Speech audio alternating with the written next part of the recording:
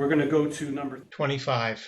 We start with CuNO3 sub 2, again it's aqueous. This is plus 2, that's minus 1. We're going to combine that with sodium. Phosphate's minus 3, sodium's plus 1, so we crisscross this way.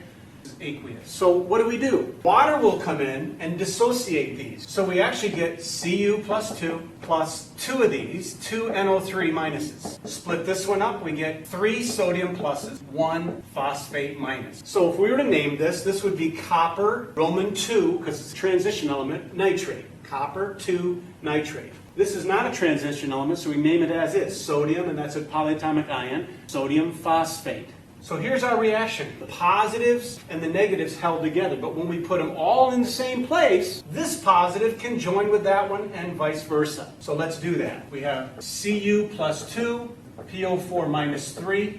It's a minus 3 there. And what's left over, I have sodium plus 1, nitrate minus 3. Now here's what you're going to be tempted to do. You're going to be tempted to take this 2 and this 3 and stick it over here. We don't do that. We do formulas separately. Formulas are based on oxidation number. Crisscross these numbers and you get 1 and 1. So that's good the way it is. How did we get this? This is the same thing in the last reaction which did not react. So we know it won't react here either. It's aqueous. Meaning this must be my precipitate. It was light blue. How to get there? We mixed these two together. And we got a crisscross here. 3 goes there, 2 goes there. So we had copper 3 and PO4 2. And that's my precipitate.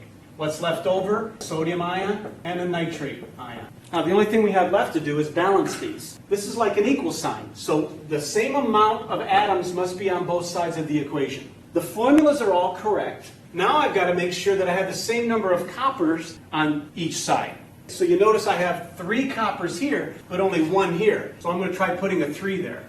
I have 2 nitrates here and 1 there, but see now I actually have 3 times 2, I have 6 of them. So if I put a 6 here, you never put a 6 there, you never balance with subscripts. I put a 6 with a coefficient. It means I have 6 nitrates, but now I also have 6 sodiums. Come back here, I have 3 sodiums, put a 2 there, means now I have 6. I have 2 phosphates, I have 2 phosphates there, I'm done. And then I can balance these down here if I like. I put 3 there, I need 6 of these. I need 6 of these, so you can see 2 times 3. I need 2 of these. Here I have 3 and 2, that's good. I need 6 of those and 6 of those, and now I've done my reaction.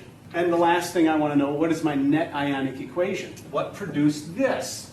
3 coppers plus 2 phosphates gave me copper 2, but there's 3 of them, phosphate. That's the actual reaction. This is my precipitate.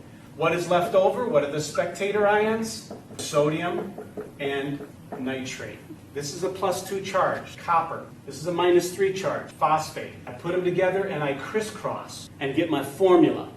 They're balanced on both sides. 3 coppers, 2 phosphates. Now I name it copper 2 phosphate because this is a transition element. I need a special name.